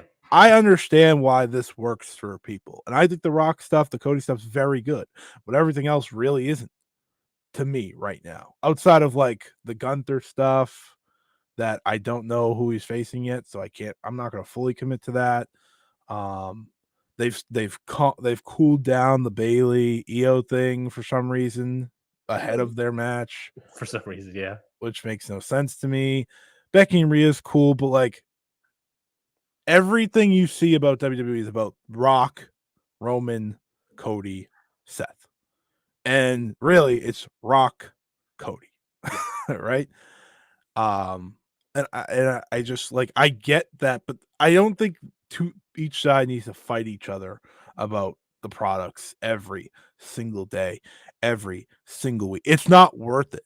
It's useless. Like there's no reason to keep fighting and fighting. Like I feel like I see every day an AEW fan be like defending their product. Like you don't have to. You enjoy the product? Great. You know what? I do too. And then you'll see the same thing with AEW or WWE. It's like, oh, they do this and this and this. Like, both can exist. It doesn't need to be a fight every week.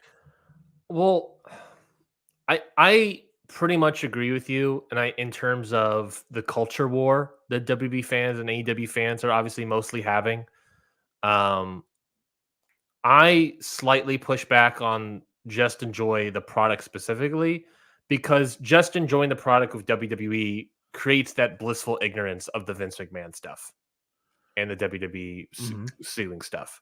Like, Absolutely. I don't want the culture war to exist. I want people to enjoy their own products. But at the same time, just looking at the WWE product is ignoring this massive story happening over here. And I don't know how so many people but you're right. It is just a just enjoy the product mentality that I don't know, because it's like, yeah, you should enjoy the product and you should try to, It's hard to for lack enjoy of a the better WWE term, product without thinking of yeah, that. for lack of a better term, it's, can you enjoy the art without the artist, right? That And I'm just talking about the fans, obviously, like the Yeah, you're talking more hardcore. about the culture war. You're of Well, the yeah, because the hardcore WWE fans we already know they're looking past that stuff, that's fair. and it's not changing them. You're not gonna make them think about it Mhm. now because we're past the initial like. I don't want to say we're past it because we're obviously not past it, but we're past the initial reaction Yeah. aspect of it. And to them, that was enough. Like, oh, we can move on now. And like, no, you can't because there's something. This company is still rotten at the core. Yeah. But Allegedly. allegedly, I will get well, sued. like they're not going to talk about that until something bigger comes out. And that's the unfortunate reality of this. So I talk about the culture war because it does just come down to product between these fans and the Yeah. fighting back and forth at Yeah, the end and of the day. Like, it's very tough to have like a culture war when like one company's former leadership in like the past year or so, not even the year, a month, 6 weeks, and the company itself and a lot of the people that are still on the board allegedly help create. It's like, man, how can you come over here, dog Will Ospreay selling, when your company has a alleged culture of sexual misconduct and abuse? It is, it's throwing stones from a glass house. It doesn't make any sense to me. And it's very frustrating to see not only fans that blissful ignorance, but also just like the company making money hand over fist. And as the company gets hotter, that's Vince just McMahon can WWE. make more money, but he's selling his stocks. What were you saying? That's just WWE. They've been making money no matter what for years now. Yeah, Nick Khan is obviously the greatest gift WWE's ever had in the past century. I don't know. He's Like, one of the biggest he's one of the biggest decisions that's ever been made by that company. he's the biggest moneymaker in WWE since Hulk Hogan. Not a great guy, by the way. Speaking of blissful ignorance. Man, and like But that's also that's also wrestling. Is that like so much of this is a part of wrestling, and there's to enjoy sometimes a lot of wrestling is that you have to put this all aside. I think Farr said this very well. The whole issue shows why, and forever wrestling fans will be looked at as subhumans due to the ignorance and no selling of these issues. It's sad. Absolutely. And that's what I'm saying is that you have to be a wrestling fan. Right. You have to no sell some of these topics sometimes to be a wrestling fan. And it's like it's the reality of WWE being the most popular brand. So like that's how all wrestling fans are looked at. Mm-hmm. Mm-hmm. TNA? Talk about TNA? Great. Awesome. I didn't watch a lot of this show, so I'm gonna ride through the results here. Do you want to And walk? You want to walk me through the show, and I'll give yeah, you my yeah, yeah. thoughts? Ryan's gonna give Because the I thoughts. watched the whole show because I'm obviously what was my You're nickname for TNA? Do I have a nickname for TNA? total nonstop Ryan. You're Thank total you. nonstop Ryan. You're welcome. Thank you. I did watch 2 matches, so I can give my thoughts on those, but you will have to give the other thoughts. And by the looks of it, I watched the 2 best matches on the show per cage match. I will also say this, Scotty. I think this was the best of the 3 TNA. I think they're calling them PLEs actually now.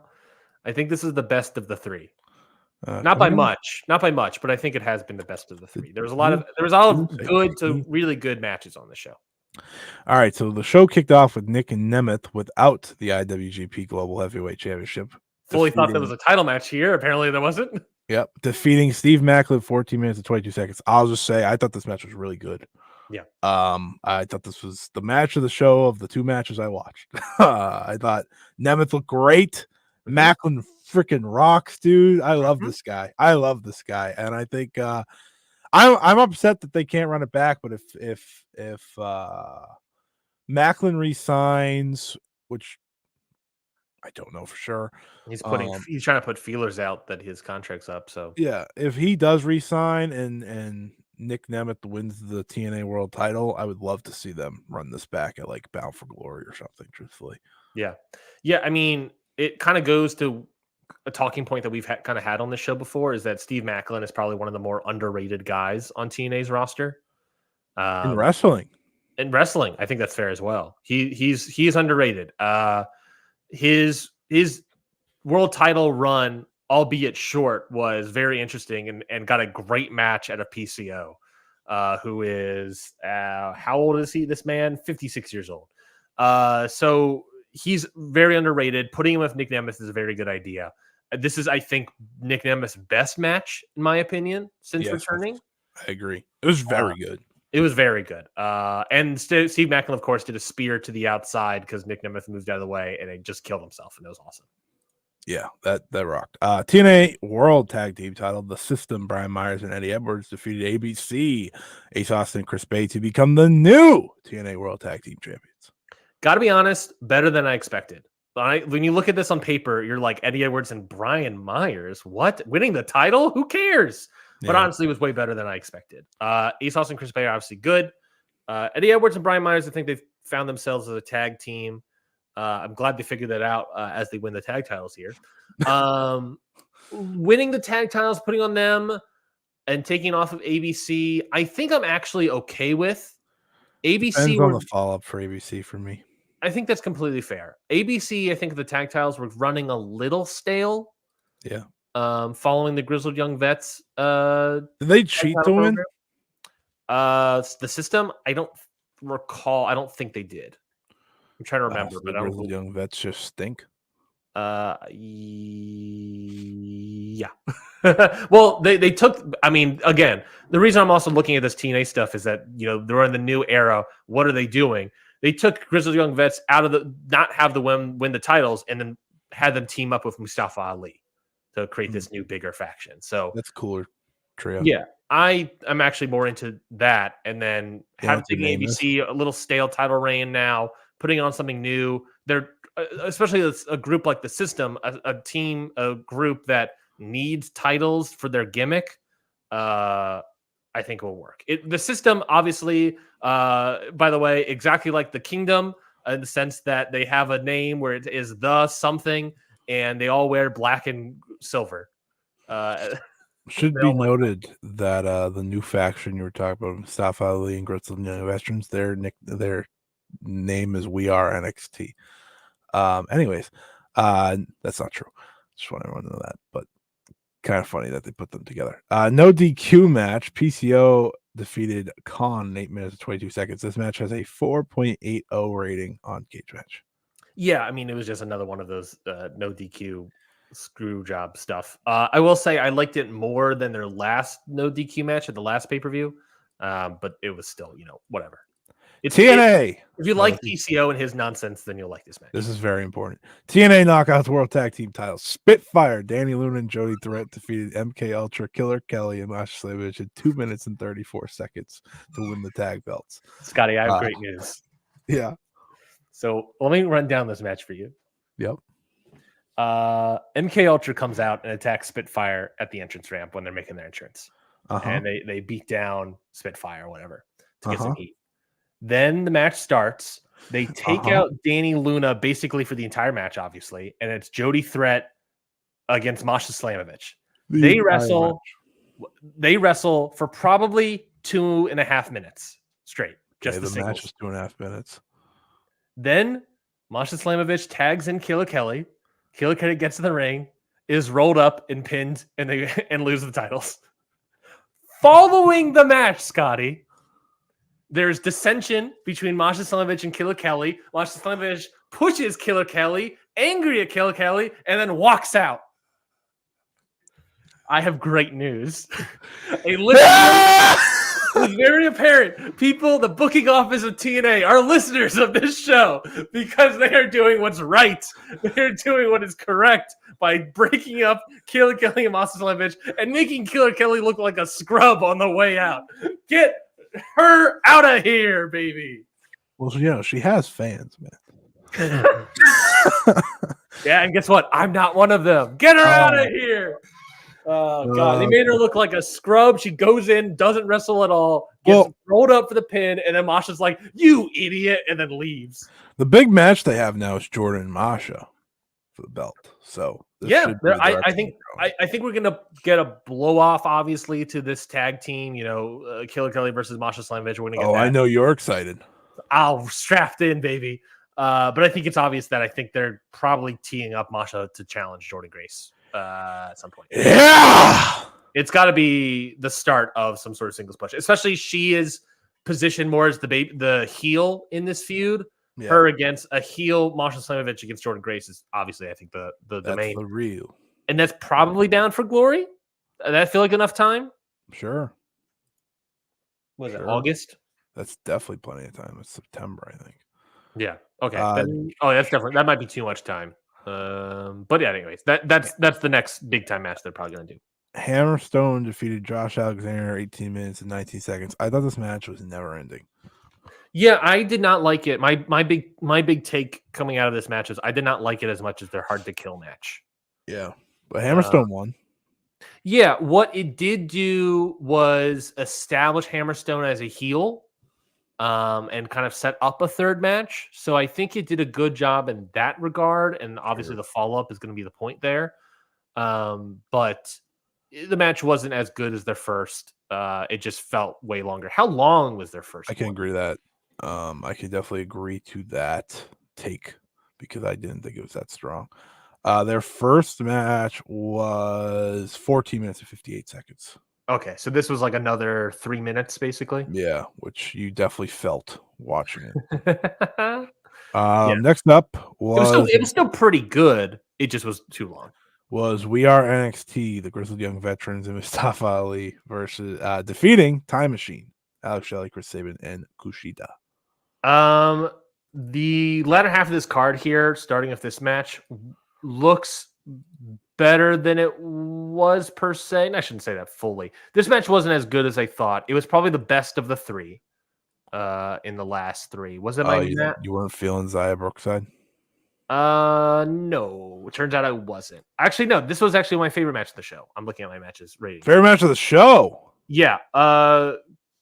It's Kushida, Chris Sabin, Alex Shelley doing great stuff, and James Drake, Zach Gibbs, and Mustafa Ali all doing great stuff. I thought this was the best Grizzled Young Veterans I've seen since their departure from WWE. I thought they're obviously also teeing up a dissension in the ranks of Time Machine of Alex Shelley versus Chris Sabin and Kushida, coming off that no surrender rules match from last show that I buried. So it looks like Ali Shelley maybe turning heel, maybe aligning himself with We Are NXT. He said We Are NXT. We Are TNA. Maybe that's the case. I don't know. Maybe make a big time faction, but that would be two big heel factions in this company, and I don't necessarily think that's a good idea. So they need my concern about turning Alex Shelley heel. It's the right time to do it, but also you don't really have a lot of baby faces in this company. Sure. Your only other top baby face is Josh Alexander, Eric Young, who just faced Moose for the world title. And then after that, who's number 3? Nick Nemeth, I guess. Sure. After that, Chris Sabin. They don't have a lot. Nemeth rules, buddy. He's the wanted man. Oh yeah! I think Nick Nemeth is obviously going to be winning the title off of Moose at some point. Thank God. But after he loses the global. Well, he doesn't really have to lose the global. He's not going to have a lot of it. He's only signed for a few matches. It's not going to last that long. That's fair. They should do Tai Chi versus Nick Nemeth for the global. Have Renarita just interrupts the match the entire time. Fuck off, dude. Yeah, sorry, I actually thought this match was really good. It was my favorite match of the show. I wouldn't be shocked. It's 6 good wrestlers. 6'9", 4". I went 3 3/4. Okay, that's exciting. Yeah, I thought it was better than what people are giving it, but I look to be the high man here. So. My favorite match of the show was the first one. I watched 2 matches. Anyways, Jordan Grace defeated Tasha Slamovich and Zaya Brookside. All I saw was a clip of her putting Tasha Steelz in the Muscle Buster and then clotheslining the hell out of Zaya Brookside at the same time. And I was like, people try to tell me Jordan Grace isn't good. We don't listen to them.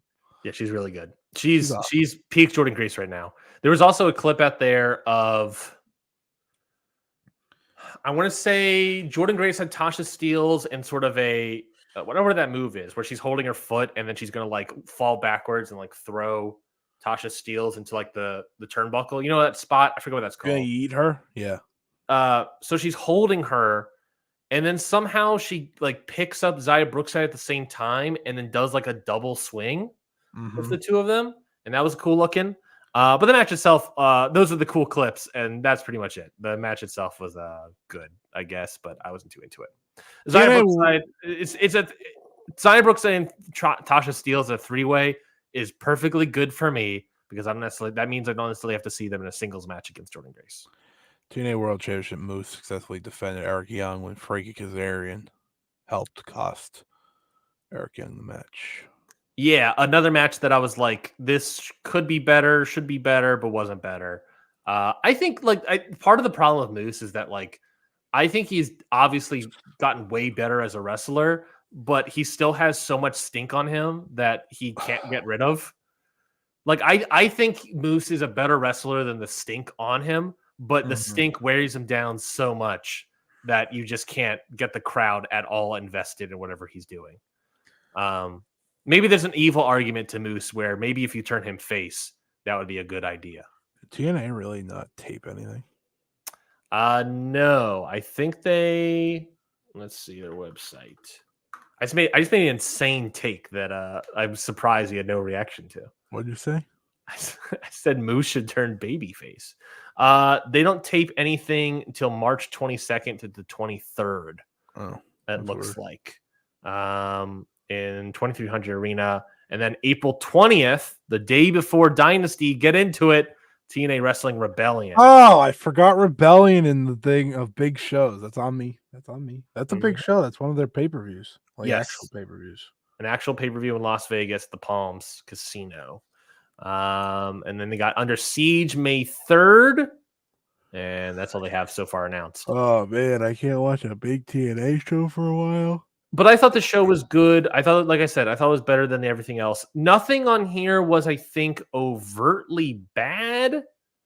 Other than maybe the lowest match was easily PCO versus Khan. I mean, I guess you could say the TNA Knockouts World Tag Team titles, but it was the 2 minutes and 30 seconds that I was hyped about because it was just a Masha Slamovich singles match. And Killer Kelly looking like an idiot, so I was into it. But yeah, I guess on your mileage could vary of PCO versus Khan, but otherwise it's fine. And like I said, I thought that was better than the last no DQ match. So I don't know what we're doing with here of TNA. They're setting things up, but my concerns right now with TNA and what they're doing in terms of booking is they have too many heels. You have Macklin as a heel, the system as heels, and ABC are obviously heels that have turned face. PCO and Khan, I guess Khan's a heel. You have, I guess now Masha's going to be heel. They turned Killer Kelly here, face. Hammerstone turn heel. Mustafa Ali, James Drake, Zach Gibson all turn heel. And also in the process of turning Alex Shelley heel. I think Tasha is a heel. And then Moose is a heel. And they don't have a lot of top baby faces. I'm concerned They have Nick Nemeth. They have Nick Nemeth, but like you have a lot of titles on heels that I'm concerned that you don't have a lot of baby faces to challenge them. So I don't really know what they're going to be doing, but that's TNA. That's TNA in a nutshell. It feels like that's also a roster problem, to be fair. Yeah, and that is Ring Post Radio. That is Ring Post Radio. Good show. A lot all over the world today. Good audience turnout too. Appreciate everybody listening to the show. Good audience. Didn't make it to Mexico. Didn't make it to Mexico. But maybe is that your match of the week, Scotty? Do you have a Mexico match of the week? Do I have an England match of the week? I didn't watch WXW. I didn't watch 16 Karat Gold yet. Nope. I have nothing from this week because we talked about everything I watched. Well, yeah, let's get formally into match of the week. Match of the week. If you've never heard it before, what the segment is, for whatever reason, is that we're going to suggest a match, our favorite match of the week that we didn't talk about on the show. So if you're expecting us to talk about, I can't talk about Nazi Boys return match. That's what Ryan's essentially saying. I'm not allowed to do. We can't. We're not. That is not our match of the week. We are trying to give recs to matches that are maybe underrated and less talked about. At least not talked about in our show. I'm pretty sure that was my match of the week last week. Shit. Ooh, can I talk about AEW? We didn't really talk about the matches. I guess you can. Yeah. I definitely have my match of the week here. Do it. I'm not going to talk about Will Ospreay versus Kyle Fletcher because that one we did kind of talk about, and that match was great, and I liked it a little bit more. But my match of the week here is going to be on AEW Collision, and it's going to be the Atlanta Street Fight, Malachi Black, Brody King, and Buddy Matthews, House of Black, taking on Jay Lethal, Jeff Jarrett, and Mark Briscoe. I don't know if you watched this match, if you watched Collision yet, Scotty, but that match was great. They did a fire table spot with Mark Briscoe, and they threatened to light Sanjay Dutt ablaze. I was into it. Watching it live, it was nonstop chaos all over the arena for, I don't know, however long it was. So highly recommend. I thought that match was great. I thought Mark Briscoe was outstanding in the match. House of Black, obviously. There's a spot where Jeff Jarrett takes the guitar and hits Brody King in the head with it, and it just looks great, and he falls backward into a table. It's really, really good. Maz fan, low key says their match of the week. This is the comment section match of the week. Maz fan in the chat. Okada Jobber Squash is my match of the week. He is low key funny. I also really loved that match. When I saw it live, and I was like, John Cruz, Adrian Lannis, Liam Gray. I was like, okay, some Atlanta boys of Adrian Lannis and Liam Gray out here. Okay, let's see Okada. Let's see how this match goes. And it's just a singles match where he beats up John Cruz, then throws him into the corner, and then Adrian Alanis comes in, beats him up, then throws him into the corner. Then Liam Gray comes in, he beats him up, hits him with Rainmaker 1, 2, 3. I was like, I walked away, I laughed. I was like, it was so good. It ruled. It was so good. So one of the best squash matches I've seen. It was a great squash match and a great first impression for this new cocky heel Kazuchika Okada. Exactly what should have been done, and I loved it. But the Atlanta Street Fight was also great. This Okada change is I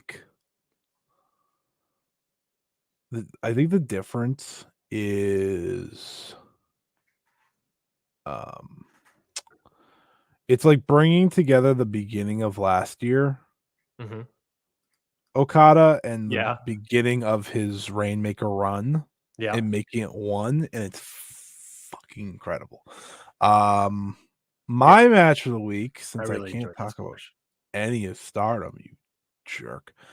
I'm gonna go with Chris Statlander and Riho. I thought they had a very strong match I thought it was probably the best women's match AEW's had in a bit. It feels like, right?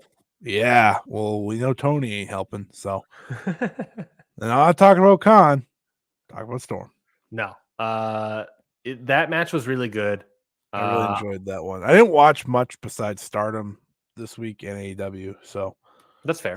Kind of totally fair. And New Japan stunk. So look, buddy, I watched in the course of 24 hours. I think I watched 30 plus matches or something like that. Maybe not be 30, but I watched 13 in the one Stardom show, so I didn't watch anything. Yeah, I just had to watch other things. But yeah, if this counted, I'd also say Rena versus Morans for the future Stardom title. I thought that was very good. Oh yeah, we didn't really talk about that match. Was that good? It was very good. Morans 14 years old, and she's incredible. I saw 28 matches. 28 matches over the course of 2 days of wrestling. That's what I saw. There you go. But that's it. Follow me at Scotty Wrestling on Twitter. We're gonna have a Stardom Road this week. Trent just got back from Japan, so it's not gonna be a big one. It's probably gonna be a Q&A when it's all said and done. because we didn't have time to really watch anything. So, Yeah. and that needs to be on Tuesday. So, if you want to ask a question, pop over my Twitter because I'm about to drop that because I forgot. Yeah, new Stardom Road this week. Okada Shorts just put out a new episode talking about their preview of the New Japan Cup, and it was very funny because Rafe is also in Japan, and he basically goes through his worst case scenario drunkenly in Japan, on the streets of Japan. That's incredible. It's hilarious audio. And they'll be back. I think they're off this week because Rafe will still be coming back and stuff from Japan. I think actually his trip is still happening. And then they'll be back the week after, I believe, for like the New Japan Cup finals following that. And they'll be giving their thoughts on Japan Cup finals after that. And in the whole tournament. Plus, Your Dose of Death had a new episode this past week. And obviously they'll probably have another one this week as well. Yeah. Oh my god, we're almost halfway through March already. March 10th. Geez. I've been working on this Kento Miyahara ballot thing, and I'm still not done with it, but I need to start asking for guests for that show. For talking about Kento Miyahara's Hall of Fame case. So because March 10th, I've fully just realized where I am and like, oh crap, I need to start scheduling now. I need to start recording this thing to get this out. So yeah, that's apologize for that, I guess. I've been also working on like other series for the Patreon, by the way, patreon.com/counterpod. I've been trying to put together, I can't do it this year because it's already in the midst of New Japan Cup, like a New Japan Cup finals retrospective sort of thing. And I've also been working on something I'll probably do this year, probably closer to like September around the anniversary show for CMLL. I've been putting together sort of like the best, according to Cage Match, maybe not the best, but a selection, 40 match selection that I'll randomize and watch and review of mask versus mask matches. So that's you can look of that down the line probably closer to September. So maybe you'll remember, but it's like all over the place. I was putting it together. It's like CMLL, Chikara, Dragon Gate, like pretty much anyone that ever had a masked wrestler has always had a masked versus mask match. AAA obviously. Michinoku Pro is having a match. New Japan has these matches. They're all over the place. WWE. Sin Cara versus Sin Cara's on this list. I really hope that gets randomly picked. I think that'd be hilarious. But yeah, that's it for this week's episode of Ring Post Radio. I've been Ryan at RyanHC on X. Scotty's at Scott E Wrestling. That's just one E, unlike Saray, which is 3. Scott E Wrestling on X. Whole network at Countout Pod. If this is your first time listening to Countout Pod, subscribe to the podcast. We do the video version for Ring Post Radio every week, but we have audio versions every other week, or not every other week, but every week as well. If you missed the beginning of the video or whatnot. Like we said, we also have Okada Shorts, Your Dose of Death, and Stardom Road. All have new episodes, so you can download and listen to everything on that Countout feed exclusive feed with all of the shows on it. Any other thoughts before we go, Scotty? Make sure you ask your questions. I just tweeted it out for Stardom Road. I need those. I need those to record a podcast episode. That's very important. I got to record that like tonight. So do that. But otherwise, this was a fun episode. We'll be back next week talking. I have no idea. I'm not going to sit here. Oh, big business. Big business. New Japan Cup. Cinderella Road probably is what we're going to be talking about. Cinderella Road, this guy said. He just combined my podcast with it. That's real. Oh, I did do that, didn't I? Anyways. Thank you, everybody, for listening to this week's episode of Ring Post Radio. We'll be back next week for an all-new episode. Until then, goodbye, everybody.